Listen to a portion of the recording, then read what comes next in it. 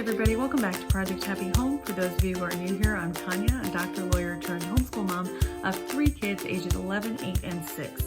If you're interested in videos about secular homeschooling, raising a child with ADHD, and living a more essentialist lifestyle, be sure to hit that subscribe button down below.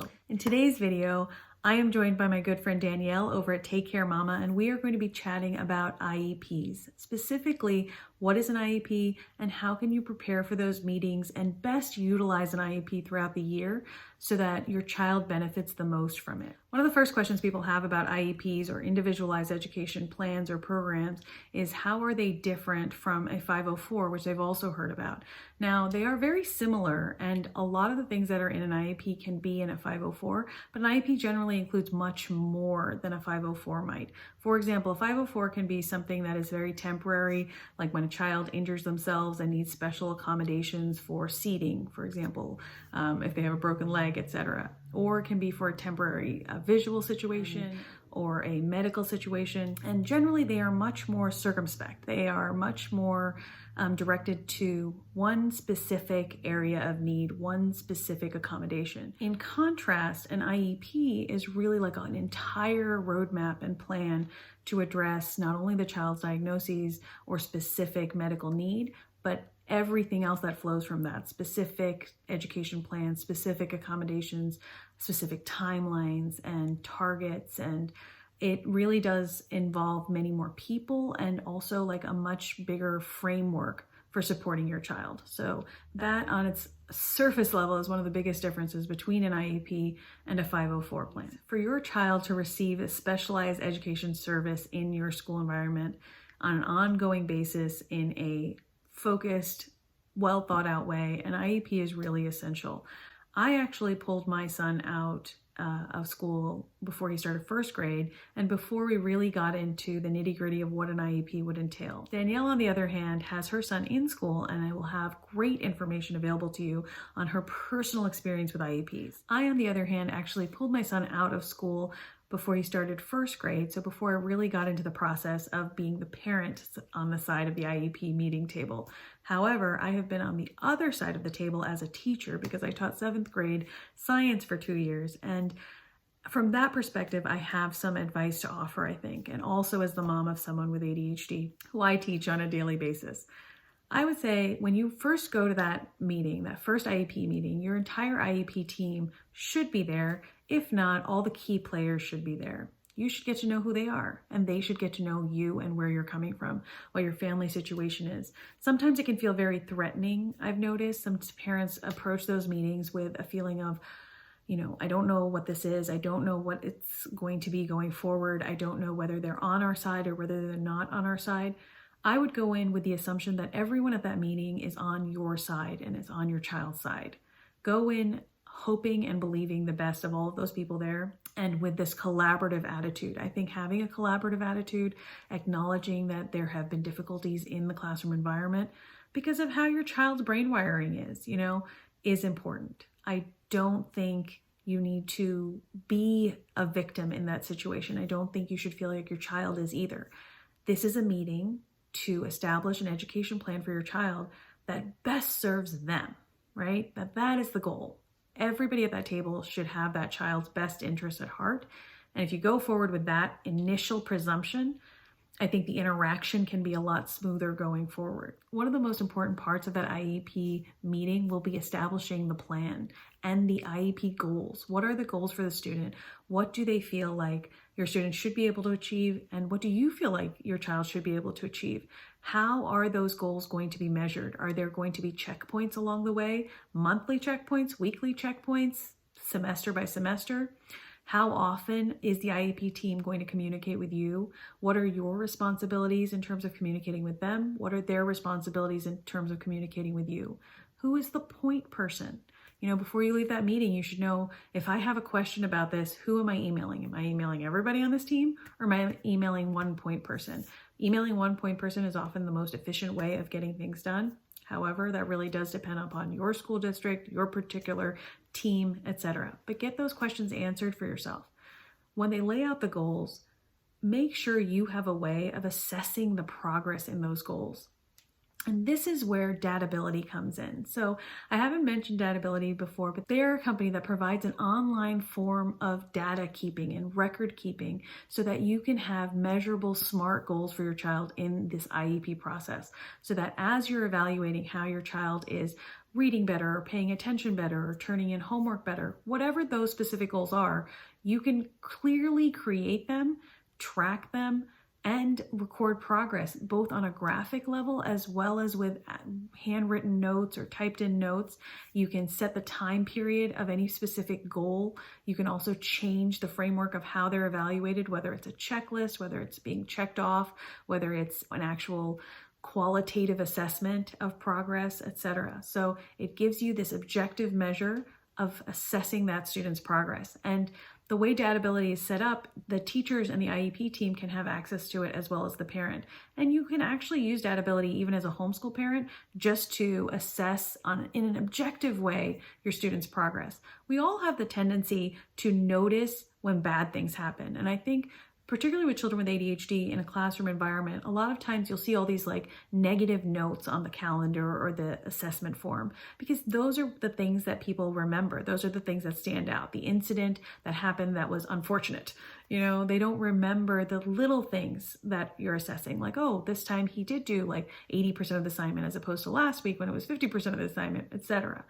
And I think that having clear, measurable checkpoints, you know, things that you're looking for to succeed in are really, really helpful. And Datability gives you a way to do that. And it gives you a collaborative tool that everybody can see that gives you a way to assess the student's progress. Because sometimes it's helpful for the school team to see how the student might be doing well or progressing in their home tasks and their executive functioning skills, in keeping their book bag clean or getting to the breakfast table on time or putting on their shoes properly, remembering socks, etc.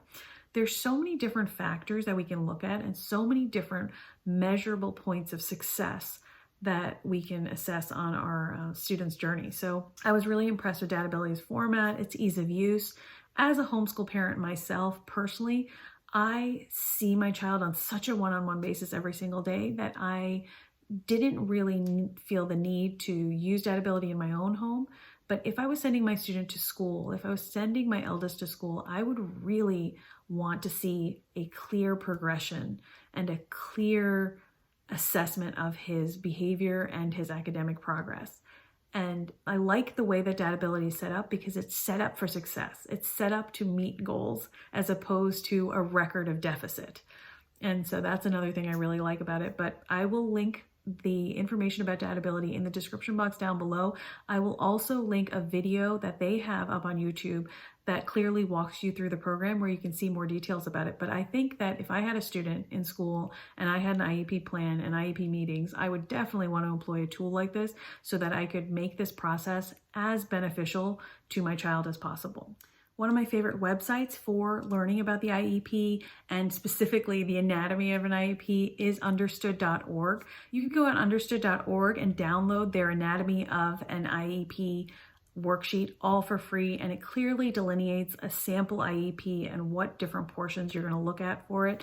You can see on the side here that it goes through all the different sections, including the student information section, which you would of course expect, the present level of performance, a description of their academic performance, their skills, their behavior, the different types of things that have brought you to this meeting, like what kinds of things have they noticed that have necessitated this meeting, what kinds of things that are relevant to the student's diagnosis have been showing up in class. There is a section on annual goals. So for that year, what are we all working towards? What are the objectives for this IEP for the student? How is progress going to be reported both to the student and to you?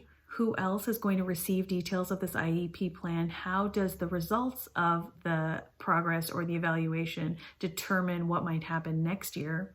What services are actually being offered to the student to help them be their best selves in the classroom environment? Is it an integrated classroom environment or a separated classroom environment? We want to make this process as useful as possible. So make sure your IEP is detailed enough to really address your student. You want to see like what is actually happening here. We don't want to just assess a student in a bubble. We want to help them and see whether the things we're doing to help them are actually helping. If they're not actually helping, at your next IEP meeting, that's the time to reassess that and say, like, I don't think this is serving them. I don't think this is the best solution to this particular set of circumstances. What else can we try? Another section of your IEP will be the supplementary services. So if you're having any visual therapy, if you're having anyone else on that team, if there's any services where your student is being pulled out of class, extracurriculars, etc. All of that should be addressed in your IEP meeting. You want to find out exactly what extent your student will be participating in all different types of activities at school. Is there going to be a difference with how they're seated at activities in their own classroom, in assemblies, in gym class, etc. Whether there is a difference in how your student will be treated on a consistent basis in terms of student placement. Do they sit at a table by themselves? Do they sit with other people? Are there other students with IEPs in their classroom? Are there not? These are questions you want to ask because you want to know exactly what's going on. This is your opportunity to ask all the questions. This is what the IEP team is there for. There's also obviously a consent section at the bottom of the IEP. And that'll be the place where you really do have the time to go over the plan, make sure you understand everything that's on it, and then consent to the accommodations that they intend to put into place. I would say another thing to do is to write down everything. Even at this IEP meeting, you might want to ask, is it okay if I have my phone recorder on? Just because sometimes in a meeting, things go over your head. There's several different people, several different agendas. While everyone's there to help your child, you might miss one thing or another. And, you don't want to waste their time. They don't want to waste yours. So having a voice recording of it might be helpful so that you can listen to it again, especially if one spouse doesn't get to come to the meeting and you just get to have a complete picture of it. You get to sit with it in your own time without any nerves and go over all the details again. Write down everything. Take a notebook with you to the IEP meeting. Write down who's there, who's going to be there, your point person of contact, all of these bullet points that you're hearing as you go through the IEP plan, go ahead and write it down. And I would say write it down in a dedicated notebook. Have an IEP notebook or an IEP binder where you put in this information. A binder is especially useful because you can have blank notes at the front. You can have dated, agenda meeting notes almost of what was discussed at every IEP meeting. You can have the printout of how the IEP is evolving over time. Because like anything else, this is a process, right? Your first IEP and the way it's put together might not be the way it looks at the end. And that actually shows an IEP team that's working with you, that is striving with you to adjust to meet the needs of your child. So have that all in a binder, have it all in one place, have your, students' diagnosis in that binder, have any kind of research in that binder, have notes that you take off of videos like this in that binder. Information like this is useful to share with your IEP team. You have to realize that although a lot of professionals in the field know a lot about these children and about how to help them best, some of them aren't parents, and some of them are definitely not parents of neuroatypical children. So what you can teach them also is helpful. So what you learn can be something that you bring up in the IEP meeting. You can give them reference notes of what book you had been reading or what video you saw and send it to them. And that is something that, it all depends on the team you have. But the more you know, right? Do advanced work before you go to your IEP meetings, really. Try to be up on what you might hear at that meeting. Review with your kid, how's it been going? Stay open with them about what the goals are, how their progress is, that mistakes are proof that we're learning, keeping that growth mindset with them, but keep them in the picture. This is about them. This isn't about you, and this isn't about the IEP team, and this isn't about their teacher. This is about them. This is about your kid. So keep them in that process. I really believe that the more we can empower our kids to understand that they have a neuroatypical brain, but that is not in any way their fault. That is not in any way like a horrible negative. That is something that they have to work with. That is the race car that they are. And now they have to take care of it and hone it the best they can, right? So this team is there to help you. That's what I really want to emphasize. A lot of people will advise with IEP meetings that you make it personal, that you bring pictures of your kid from home, that you really give the team an idea of who your child is as a whole. Your child isn't just the student creating a ruckus in their classroom environment. Your child isn't just the student who never turns in homework. Your child might also be a great pianist or a great basketball player or a hilarious, comedian at home. Make your child a person for them, not just another thing for them to check off their list. It's really important that everybody keep their eye on that ball, the kid. The kid is the ball. Sometimes when you go to these IEP meetings, people show up on their own. I really advise against that. Bring someone. Even if your spouse can't come, bring your best friend or, the child's aunt or uncle. Bring someone else who's not as intimately involved with it as you so that they can be a little bit more objective, so that they can hear the things that you might have missed. Just so you have a supportive presence there. It can be very intimidating to be the one parent in the room. And that's something I totally understand. Being a parent myself who got a lot of phone calls from my child's teacher, it's not an antagonistic relationship, but you definitely start to feel like the teacher may not like your child, and that creates its own feelings, right? So it's helpful sometimes to just have somebody else who is on your side for sure to be sitting next to you. Another thing I would say is really keep an open mind. Keep an open mind about the team, about the teacher, about their suggestions, while they may not be parents. And while they may not be the parents of a neuroatypical child, in general, the people on that team want to help your child. And in general, they want to do their best at their job as well. And so keep an open mind. They have had a lot of experience with a lot of different children who have IEPs. They have seen certain things fail and certain things succeed. And while every child is an individual and every family has its own needs, and every school is different and every teacher is different, I think it's helpful to keep an open mind that they might have suggestions that are worthwhile, even if they kind of sit wrong at the beginning. Definitely follow your gut, but also leave room for the possibility that they might have more experience in this than you. Again, this is an evolving process. When you try different things, follow your best instincts, your child best, but have an open mind. Go in with the presumption that everyone there is on your kid's side. That when you come in with that attitude, when you come in with that positive collaborative spirit, it sort of encourages everyone else to be on that team as well. That is my best advice to you. Don't go in assuming that it's you against them. Really think of it as a team huddle and present your child to them as a great kid. Be honest about what has been going on, but also be honest about all the amazing things about your kid. You are not in this position where you have to just suck up anything or just feel bad or anything. Yeah. School can be a difficult environment for neuroatypical children. School can be a difficult environment for neurotypical children, but the specific challenges of being neuroatypical in a world that is built entirely for the most high-functioning neurotypical individuals is hard. And I think these are all things that we can say to the team. We can acknowledge reality while also saying, my kid is great. How can we make this a great year for them? So to sum up, what would I say? Be prepared. Go in with a team attitude. Keep records of everything and notes on everything. Keep an IEP binder. Have really measurable goals and a way for everyone on the team to communicate that progress together.